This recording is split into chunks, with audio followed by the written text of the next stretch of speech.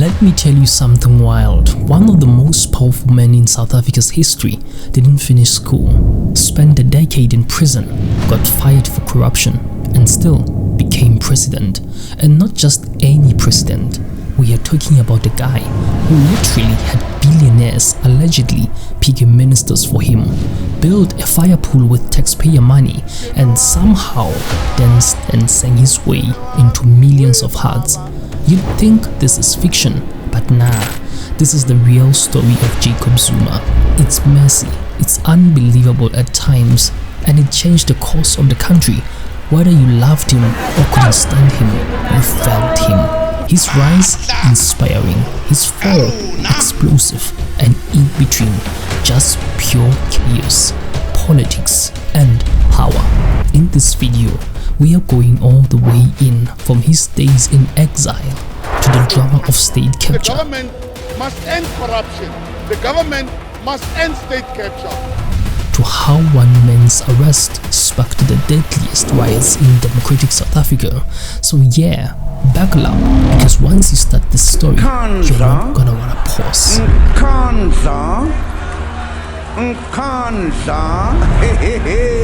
Alright, so before we dive into the chaos, let's just take a second to understand who Jacob Zuma actually is, because this isn't just some guy who stumbled into power. His story starts way back. Jacob Gedleyihlekisa Zuma was born in 1942 in a rural village called Nkandla, deep in the hills of KwaZulu-Natal. No silver spoons, no fancy schools, nothing. In fact, the guy never even got formal education. He literally taught himself how to read and write. Think about that. The man went from herding cattle to becoming the president of South Africa. Now, here's where it gets interesting. At just 17, Zuma joined the African National Congress, the ANC, during the height of apartheid. That's serious. We are talking about the time when just being part of the ANC could get you arrested, or worse. Not long after, he joined Umkhonto with Sizwe, which was basically the ANC's armed wing, the part of the movement that said, alright, enough talk, we are fighting back. And in 1963, he got caught, boom, arrested, and sentenced to 10 years on Robben Island, the same place Nelson Mandela was locked up. 10 years behind bars, no social media, no distractions, just time, concrete walls, and your thoughts. He wasn't just sitting there doing push-ups, he was organizing, learning, connecting. That time on the island made him more respected among ANC members when he got out. After his release, Zuma didn't just fade into the background, nope. He went into exile with the ANC and quickly rose through the ranks. Eventually, he became head of intelligence for the party. That's a big deal. He was the guy who knew everything, the internal politics, the moves, the betrayals, all of it. Some even say he built his power by collecting information on everyone, playing political chess while others were still setting up the board. So, let's stop right here for a second. You've got a guy with barely any formal schooling who spent a decade in prison and then ends up being one of the most powerful players inside the ANC. That's not luck, that's strategy, loyalty, survival, all rolled into one. By the time South Africa became a democracy in 1994, Zuma was ready. He was already a veteran, and the people, oh, they loved him, not because he wore suits or spoke like a professional, but because he was real. He spoke isiZulu, he danced, he laughed, and he felt like them. That image, the man of the people, is what would carry him all the way to the top, because you will see in the next parts, getting to the top is one thing, holding on to it, that's where everything starts to unravel. Okay, so Zuma's back from prison, right? It's the late 70s, early 80s. Can reach a solution without going the route of a bloodbath. He's living in exile now. Zambia, Mozambique, Swaziland, wherever the ANC had a base. But here's the thing, while some exile leaders were giving speeches or organizing protests, Zuma was out there doing spy-level work. Literally, he became head of intelligence for the ANC. Now, that might sound boring at first, but wait. In exile, the ANC wasn't just fighting apartheid. They were also dealing with mows, leaks, infighting, people stealing funds, betrayals. Basically, your typical political soap opera. And Zuma, he was the guy trusted to keep tabs on everyone. That meant he had files, dead, secret alliances. So when the ANC finally came back to South Africa in the early 90s, just before apartheid officially ended, Zuma wasn't just some background guy. He was already a political heavyweight, and more importantly, he had relationships on the ground, in the branches, in the struggle, especially in the KwaZulu-Natal. And that's where his real rise began. See, while a lot of the ANC top brass like Thabo Mbeki had been more academic, more suit and tie, Zuma was still the people's guy. He was relatable. He'd speak isiZulu, joke around, dance, sing Umshini Wami, and people loved it. To many, he wasn't just a politician, he was family. In 1994, when South Africa held its first democratic elections, Zuma was appointed MEC for the Economic Affairs and Tourism in the KZN. That might not sound like a big deal now, but it was a massive move for a province that was deeply divided between the ANC and Nkandla Freedom Party. There was violence, straight-up killings, and political turf wars.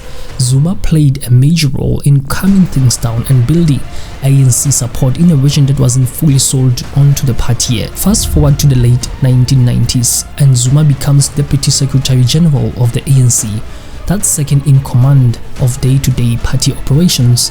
Then by 1999, boom, he becomes Deputy President of South Africa, serving under President Thabo Mbeki. This is the moment where everything really takes off. Zuma's political career was a perfect storm. He had the credentials of a struggle hero, the loyalty of the grassroots, and the charm that worked in a room full of ordinary citizens and party insiders. It was almost like the ANC couldn't ignore him, even if some of the elites didn't fully trust him.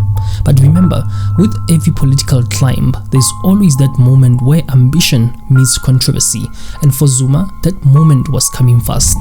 Corruption allegations, arms deals drama, court battles, and eventually a full-on civil war inside the ANC itself. That's what we'll get into next, because Zuma's fall wasn't just personal, it split the ANC down the middle and changed South African politics forever. Now here's where things start getting messy. At this point, it's the early 2000s. Zuma is Deputy President of South Africa, second only to Thabo Mbeki. The ANC is in charge. Mandela's legacy is still fresh, and the country is trying to move forward. But behind the scenes, a massive scandal is quietly brewing, and it's about weapons, money, and corruption, the kind of stuff that derails careers. It all starts with what's now called the arms deal. Back in 1999, the South African government signed a multi-billion rand contract to upgrade its military. Fighter jets, submarines, warship, all shiny and expensive. The deal was worth around 30 billion at the time, which is like over 60 billion rand today when you factor in inflation. It was one of the biggest defense contracts in South African history. Sounds fine on paper, right? A developing country needs to modernize its defense, sure, but here's where things go sideways. From day one, there were whispers of shady deals, bribes, and kickbacks. Companies winning contracts under sketchy conditions, middlemen getting rich, and politicians getting paid. Real dirty stuff. And right in the middle of the storm, Jacob Zuma.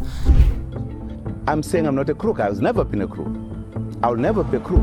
Here's what happened. Zuma was tied with a guy named Shabu Sheikh, a businessman, and his financial advisor. They had been close for years, but during the investigation into the arms deal, Sheikh was found to have made questionable payments to Zuma, like literally paying off Zuma's debts, handing him cash, helping him out when Zuma was short on money, and in return, the court found that Zuma had helped Sheikh get access to government contracts and used his political muscle to help Sheik's business interest. Sheik went on trial in 2005 and the court did not play around. They found him guilty of corruption and fraud. He was sentenced to 15 years in prison. Here's the bombshell though. Even though Zuma wasn't on trial with him, the judge said Zuma was generally corrupt. That's a direct quote. It was like saying, we are not charging you yet, but don't get too comfortable. This put Thabo Mbeki in a tough spot. Zuma was still deputy president, but now his name was all over a corruption case. His advisor was in jail and the public was watching, so Mbeki did what he felt he had to do. He fired Zuma in 2005, and just like that, Zuma went from being the second most powerful man in the country to political exile. But here's where it gets wild. This didn't destroy him. In fact, it kinda of made him stronger, because suddenly Zuma wasn't just a politician under fire, he was the victim. His supporters said that this was a political hit job, that Mbeki was jealous, that the elites were trying to shut Zuma out, and the people, oh, they ate it up. In the townships, in the rural areas, even in the ANC, folks started rallying behind Zuma harder than ever. They saw him as someone who was being punished for being too close to the people, and Zuma, being the political animal he is, he leaned into it hard. He started showing up at rallies, giving fiery speeches saying he was being targeted by the clever blacks and the elites. It was smart and dangerous, because while Mbeki was trying to play chess, Zuma was winning people's hearts. The arms deal scandal should have been the end of him, but instead it became fuel for his comeback. We'll see how that comeback shook the ANC in the next part, because the internal battle that followed would change South Africa's politics forever. It's 2007. Jacob Zuma has just spent the last couple of years clawing his way back from political disgrace. Remember, the arms deal scandal nearly ended his career. He was fired as the deputy president, dragged through courtrooms, and branded generally corrupt. But instead of fading into the shadows like most people would do, Zuma flipped the script. He went on a full-blown political revenge tour, rallies, speeches, singing Mshiniwami like a war cry. Everywhere he went, crowds showed up. People loved him for one simple reason. They felt like he understood them. While Thabo Mbeki was giving long-winded speeches in Oxford-level English, Zuma was cracking up jokes, dancing and calling out elites. He positioned himself as the people's man, and honestly, it worked like a charm. Which brings us to Polokwane, the ANC's national conference in 2007 December. This wasn't just a party event, this was war. The stakes, leadership of the ANC, and by extension, the future presidency of South Africa. Because here's the deal, in South Africa, whoever leads the ANC almost always becomes the president of the country. So when Zuma announced that he was running against Mbeki for ANC president, that wasn't just a leadership contest, it was a full-on political showdown. The Zuma versus Mbeki clash wasn't just personal, it was ideological. Mbeki represented the polished elite side of the ANC, the suits, the technocrats, the global thinkers. Zuma, he was raw, populist, grounded. To his supporters, he was a man of tradition, loyalty, and struggle. To his critics, he was manipulative, corrupt, and dangerous. In the months leading up to Polokwane, the ANC was basically a battlefield. You had senior leaders picking sides, regional branches fighting, even violence breaking out at some party meetings. The ANC, the party that had freed the country from apartheid, was now tearing itself apart from the inside. When the conference was finally started in Polokwane, it was electric. Delegates came in their thousands, singing, chanting, rapping through their camps. It wasn't a quiet political event, it was a showdown. And when the votes were finally counted, oh, Zuma crushed it. He got 2.329 votes to Mbeki's 1.505. It wasn't even close. That moment sent shockwaves through the country. Zuma had pulled one of the greatest political comebacks in South African history. A man who had been fired, disgraced, and dragged through the mud was now the most powerful figure in the ruling party. And what did this mean practically? Well, first, it was the beginning of the end for Mbeki. Less than a year later, he'd be forced to resign as the president, basically kicked out by his own party. Second, it meant that Zuma was now on the track to becoming South Africa's next president in the 2009 general election. And third, the ANC was officially fractured. The Zuma-Mbeki split led to bitter infighting, people leaving the party, and a level of political chaos the country hadn't seen since apartheid ended. This conference didn't just change careers, it changed history. It told every politician in the ANC that power doesn't just come from titles or clean hands, it comes from the ground, from the branches, and from the people. Like Regner said, power is only given to those who are prepared to lower themselves to pick it up. But as we'll see in the next section, winning the presidency was only the beginning, because once Zuma took over, things didn't settle down, they escalated. So, it's 2009, Zuma has officially bulldozed his way through the ANC's internal politics and survived court cases and basically outmaneuvered one of the most powerful presidents South Africa's had, Thabo Mbeki. And now he's heading straight for the top job, the presidency. Please raise your right hand and say, "So help me God." So help me God. When the general elections came around that year, it was almost a done deal. The ANC was still incredibly dominant, and despite all the drama surrounding Zuma, the party still had massive public support. For a lot of people, voting ANC meant voting Zuma, and just like that, on May 9, 2009, Jacob Zuma was sworn in as the 4th democratic president of South Africa. It was surreal. A man who once had been a goat herder, who never finished school, who spent 10 years on Robben Island, and who danced and sang at rallies, was now the most powerful man in the country. Please raise your right hand and say, "So help me God." So help me God. Jacob Zuma, sworn in as South Africa's 4th democratically elected president. I commit myself to the service of our nation with dedication, commitment, discipline, integrity, hard work, and passion. There is a lot to be done. The dreams and hopes of all the people of our country must be fulfilled. There is no place for complacency, no place for cynicism, no place for excuses. At his inauguration, the mood was hopeful. He gave the usual speech about unity, economic transformation, healing divisions, the stuff presidents are expected to say. But behind the scenes, Zuma was already shaping the government his way. He packed his cabinet with loyalists. Many of them had backed him during the Polokwane battle, and now he was rewarding them. This wasn't just politics, it was patronage. He wanted people around him who wouldn't question his moves. That's when things really started shifting. And on paper, some of Zuma's goals sounded legit. He promised to prioritize education, healthcare, job creation, and fighting poverty. These were the right things to say.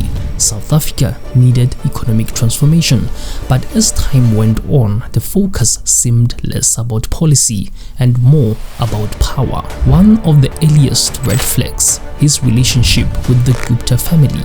Now, we'll dive deep into that later because that story deserves a whole section. But even in his early days as president, there were whispers about how much access the Guptas had. Meetings that they are mentioned in Saxon World, their influence over Zuma's decisions, and even their say in who got appointed to top government jobs. It all started under his presidency. And while Zuma was enjoying massive public support, especially in rural areas and among the working class, the business community, the media, and even parts of the ANC were starting to get nervous. But here's the trick Zuma pulled. He knew how to keep people on his side. He expanded social grants, rolled out more RDP houses, increased government jobs. Basically, he made sure that the poor and working class felt seen. He positioned himself as a president for the ordinary person, not for the elite. And for a while, it worked. Approval ratings stayed relatively strong in the beginning, but underneath the surface, the cracks were already forming. By the time his first term was halfway through, the scandals were piling up. Nkandla, state capture, dodgy appointments, the economy slowing down, but Zuma, he kept pushing forward like none of it mattered. So yes, 2009 was his crowning moment, the ultimate political comeback. He had gone from exile to jail to president. But here's the twist.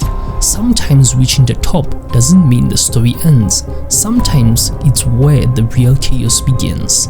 Because the rest of Zuma's presidency, that's when the machine truly spirals out of control. And in the next part, we are diving into the scandal that made everyone's jaws drop.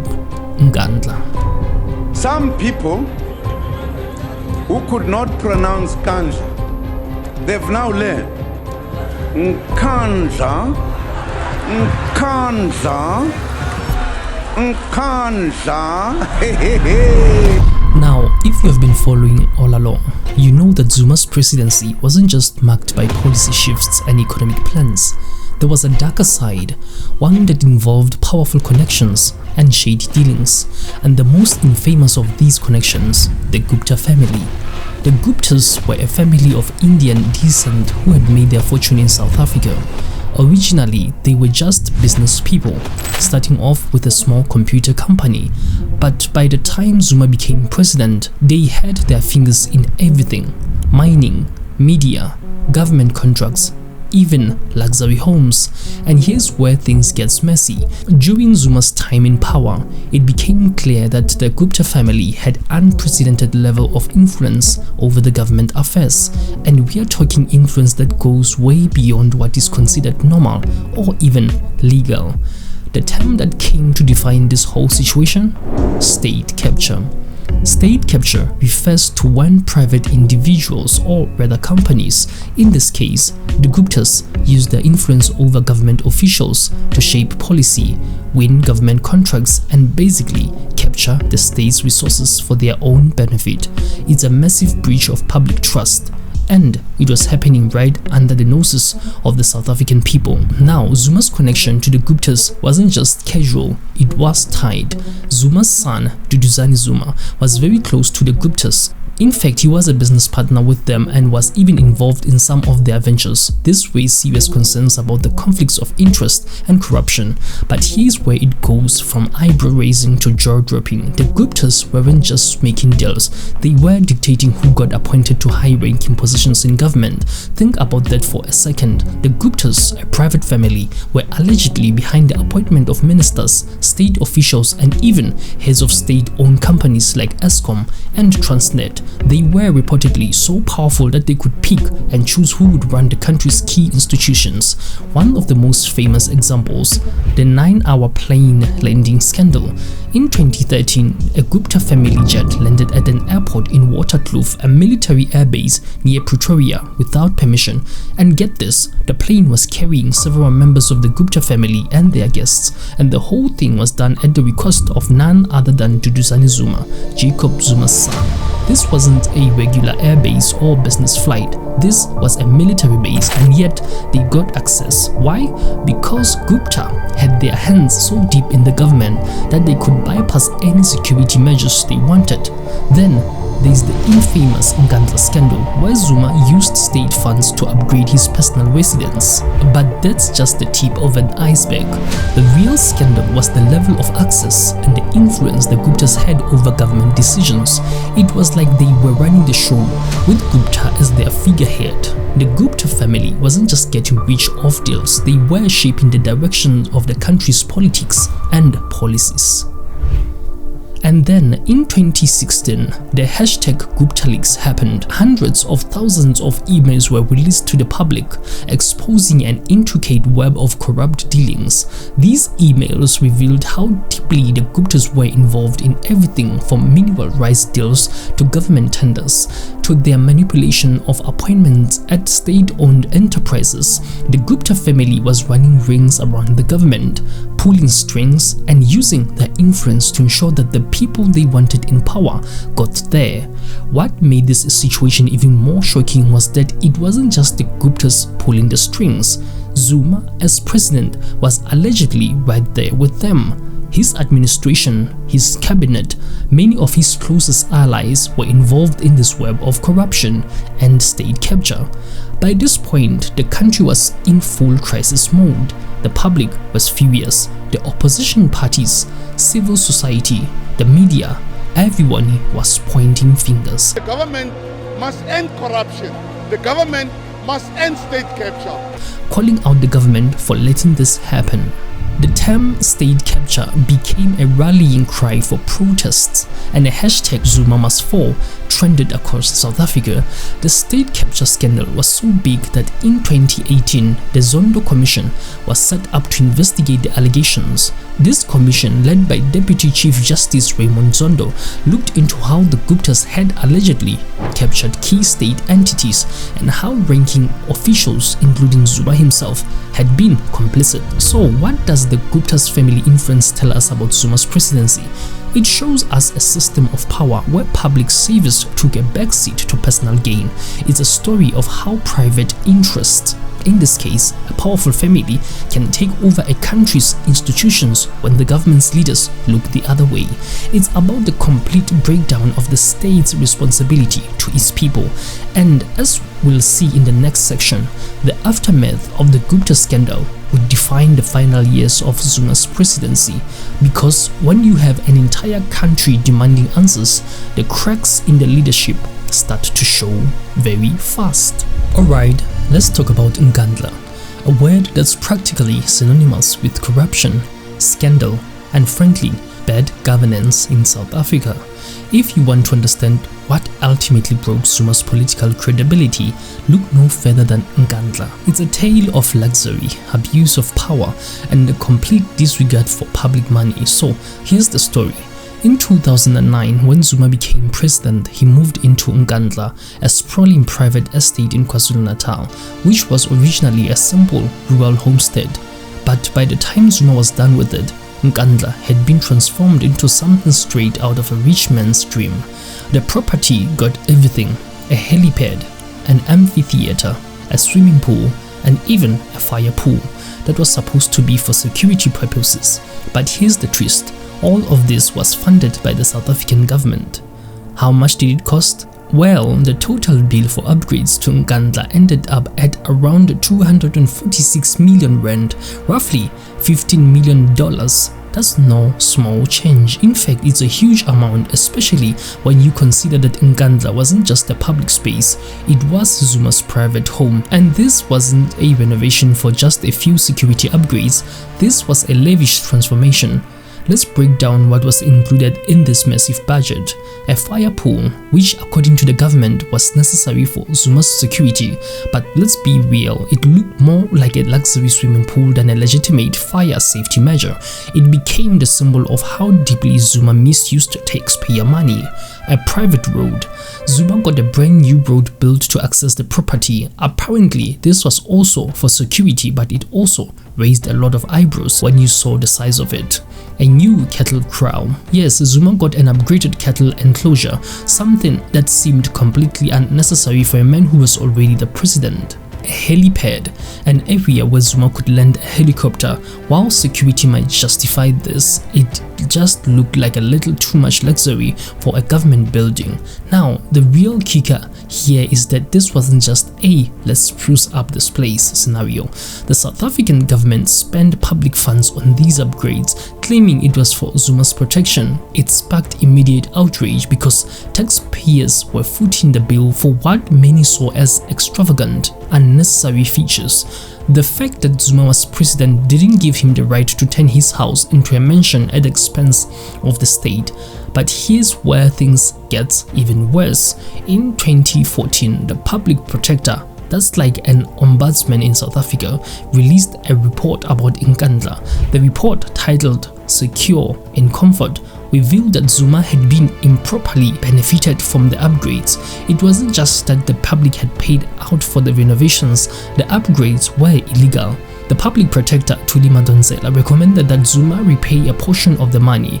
That's when things started getting really messy. Zuma and his supporters didn't back down. They defended the upgrades, saying they were necessary for his security. But here's the thing. The South African government already had a presidential protection unit that handled security for the president, and none of those upgrades really seemed like they were for his personal safety. It was more like Zuma had used his power to enrich himself, all on the taxpayers' dime. But wait, it doesn't end there. In 2016, the Constitutional Court weighed in. They ruled that Zuma had failed to uphold the constitution by not paying back the money for the Nkandla upgrades. They said that the president had violated his oath of office by using state funds for personal gain. The court even declared that Zuma should repay the money, and they ordered him to be held accountable. But instead of showing remorse, Zuma's response was almost casual. He didn't immediately pay the money back. Instead, he played the whole situation down, showing little regard for the public outrage. The political fallout was immense. To make things worse, Zuma's refusal to take responsibility for Nkandla became a symbol of the growing frustration many people had with his presidency. It wasn't just about the money, it was about the blatant abuse of power, the sense that Zuma was taking the public for a ride, using the state for personal benefit. It was proof that the ANC's promise of accountability and integrity was falling apart under his rule. By 2016, the opposition was on fire. The media was furious. There were protests, public outcry, and a huge erosion of trust in Zuma's leadership. The hashtag Zuma must fall movement gained momentum, with calls for his resignation. So what did Nkandla really represent? It wasn't just a single scandal. Nkandla became the embodiment of corruption during Zuma's presidency. It was a glaring example of how state resources were misused, how power could be abused, and how Zuma had built his own little kingdom living off public money while the country struggled with poverty and inequality. And in the end, it wasn't just a scandal, it was one of the key turning points that led to Zuma's political decline. His credibility, already weakened by the Gupta family and other corruption allegations, was completely shredded by Nkandla. By the time Jacob Zuma was nearing the end of his presidency, the writing was on the wall. After nearly a decade in power, the leadership had been defined by scandal after scandal, and his presidency had become a symbol of corruption, inefficiency, and widespread disillusionment. The country was fed up, and the pressure for him to step down became unbearable. Zuma's grip on power was slipping. In 2017, Cyril Ramaphosa succeeded Zuma as the leader of the ANC, and as soon as Ramaphosa took over, it was clear that the party was moving in a new direction, away from the chaos and corruption that had characterized Zuma's tenure. Ramaphosa promised to clean up the party, restore trust in the government, and address serious allegations surrounding Zuma, but this wasn't going to be a smooth transition. The factions inside the ANC had to clash first. By this point, the ANC was deeply divided. On one side, there were Zuma's loyalists who still believed in his leadership and wanted him to stay. On the other side, you had those who were pushing for change, urging Zuma to resign and let Ramaphosa take over. These internal party divisions were getting more pronounced as time went on, but the final straw came with the mounting pressure from within the ANC itself. In early 2018, the ANC's National Executive Committee, the NEC, finally called for Zuma's resignation, citing the ongoing damage to the party's reputation and the country's well-being. This was a clear sign that the ANC leadership had had enough. For a man who once held unshakable power within the party, the fact that they were now publicly distancing themselves from him was a massive blow to Zuma. Ramaphosa's influence played a big role here. As the new president of the ANC, he had the mandate to lead the party in a new direction away from Zuma's style of leadership. His rise made it clear that the ANC wanted to move past Zuma's scandals, and Zuma knew this. The internal power struggle combined with the growing discontent within the country created a pressure cooker that Zuma could no longer ignore. By February 2018, Zuma was facing increasing calls for his resignation from all corners. The ANC's leadership had already demanded that he step down, but the opposition parties and civil society were relentless in their demands. Zuma's hold on the country's political system was crumbling fast. In parliament, things were getting ugly. The opposition parties, including the Democratic Alliance and the Economic Freedom Fighters, were pushing for a motion of no confidence in Zuma. This motion was a direct challenge to his authority and would have meant that the ANC would no longer back him as the president. While Zuma had survived previous motions of no confidence in parliament, this time it was different. The opposition was more united than ever. There were enough ANC members in parliament who were starting to realize that Zuma's continued rule would only damage the party's future. It was becoming more and more clear that Zuma was losing the support of every people who had once been his strongest allies. On February 14, 2018, after days of internal political pressure, Zuma finally did what seemed inevitable. He resigned. In an emotional speech, Zuma announced that he was stepping down as president, despite still believing he had done nothing wrong. What's interesting about Zuma's resignation speech is that he didn't seem entirely remorseful. Instead, he talked about how he felt he had been treated unfairly, but for the sake of the country, he was leaving the office. He also expressed frustration with the way the ANC leadership had handled the situation, casting blame on his own party. There was a lot of bitterness in his tone, as if he was resigning under duress, but not because he fully accepted the consequences of his actions. In many ways, Zuma's resignation was like the last act of a long, drawn-out drama. The country had watched his rule become more corrupt, more controversial, and more disconnected from the people.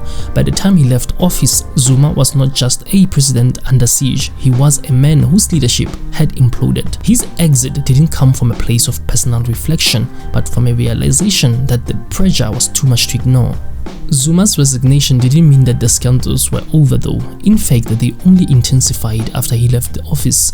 Even after stepping down, Zuma continued to be a polarizing figure in South African politics. Post-resignation, the country was still grappling with the consequences of his rule. Corruption investigation, legal battles, and the fallout from state capture continued to haunt him. Zuma's legacy, if you can call it that, would forever be marked by his failure to act in the best interest of the people he was elected to serve. His time in office was defined by political manipulation, state capture, corruption, and a complete disregard for the welfare of ordinary South Africans. Even after his resignation, Zuma didn't go down quietly. In 2019, Zuma was charged with corruption in connection to the infamous arms deal that took place years earlier. This was just one of many legal battles he would face for years to come. Zuma's departure from power didn't mean South Africa was healed. It took time, and still it wasn't easy. The ANC had to do a lot of work to repair its image and rebuild trust among South Africans. But one thing was clear: Jacob Zuma's presidency had left an indelible mark on the country, and the damage would take years to undo. When Zuma resigned, it wasn't just the end of an era for him, it marked the beginning of a new chapter for the ANC. Under Cyril Ramaphosa's leadership, the ANC had made an effort to distance itself from Zuma's years, promising change, accountability, and a focus on rebuilding the party's integrity. But the truth was, the party was forever changed by Zuma's legacy. The damage was done, and for many, the stain of corruption during his time in office would never be fully washed away. In the end, Zuma's downfall wasn't just a personal defeat, it was a national reckoning. It was a reminder of how unchecked power, when combined with corruption and self-interest, can tear apart the fabric of a nation. Zuma might have stepped down as a president, but his legacy would linger long after he left the office, serving as a cautionary tale for the future's leaders.